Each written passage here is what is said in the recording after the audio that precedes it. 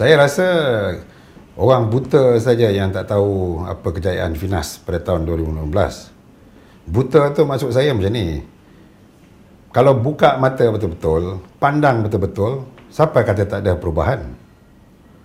Kami dah tukar macam-macam sistem prosedur, proses. Okey, semua ni benda dalaman. Tapi sebenarnya kita perlu tengok buat perubahan daripada pedalaman dulu.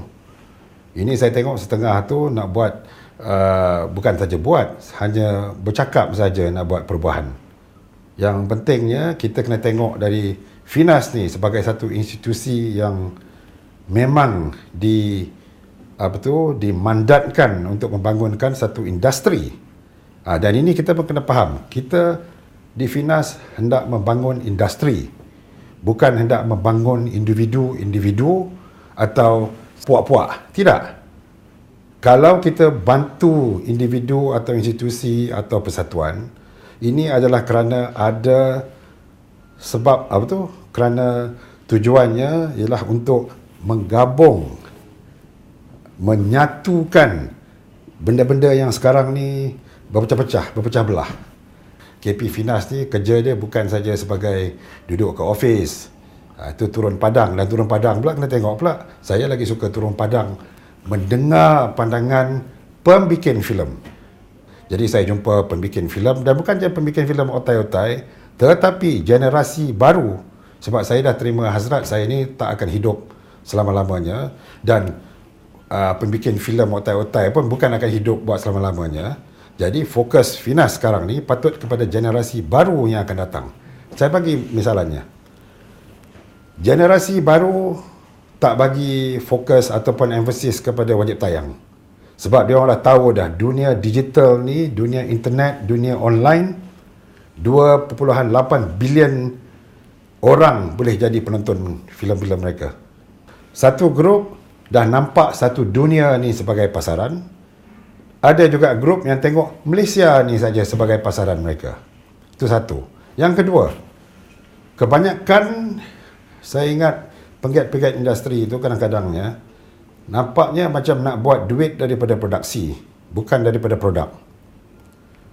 Definisi industri itu maknanya kita kena fokus kepada produk, sebab kita nak produk tu hidup lebih lagi daripada time yang diberikan.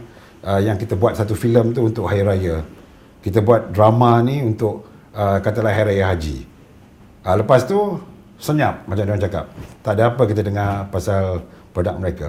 Jadi ini lagi satu objektif Finas, untuk mengenal pasti dan bercukil bakat-bakat di Malaysia ni, di mana produk mereka boleh jadi jenama. Dan memang sudah ada pun sekarang. Macam kalau kita cakap KL Gangster, semua orang tahu. Itu jenama. Upin dan Ipin, dia jenama. Series macam ni, filem macam ni boleh tahan lagi 10 tahun pun boleh. Tapi tahun lepas 81 filem telah diluluskan di bawah sijil wajib tayang. Berapa banyak yang kita ingat? Dan berapa banyak yang akan masih ada lagi di dalam fikiran orang Malaysia ni 6 bulan daripada sekarang. Jadi mana industri ni memang dah macam loose sangat.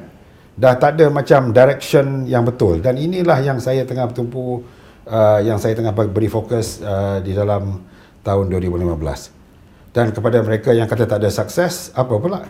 Pitching center, sukses. Dulu kalau sesiapa nak grant ke apa, kena ketuk berapa banyak pintu. Sekarang ni dipusatkan jadi pusat senti. Sekarang ni pun tengok, ada juga orang komplain, masuk dalam pitching center tu susah. So kenapa tak boleh susah? Kenapa nak senang sangat? Ini pasal senang sangat dulu tu yang kita tak dapat wujudkan filem-filem yang berkualiti, yang bertaraf antarabangsa dan sebagainya. So apa salahnya? Saya pun PAC report tu tebal ni dulu saya tengok. Jangan lupa, banyak benda yang saya buat pada tahun 2015 ni, dia berdasarkan kepada Public Accounts Committee report, yang jadi satu daripada present awal saya, hadiah yang awal bila saya masuk ke Finas. Audit report pun sama tebal.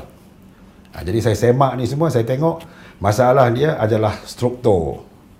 Jadi sebab itulah saya fokus kepada struktur. Tapi sementara itu kita juga telah mewujudkan pitching center dengan kerjasama kementerian dan menteri, Dan FFM pun saya tengok tahun lepas nampak okey juga kan. Saya ingat 2 jam je on time, dan alhamdulillah saya ingat FFM pun berlangsung dengan elok.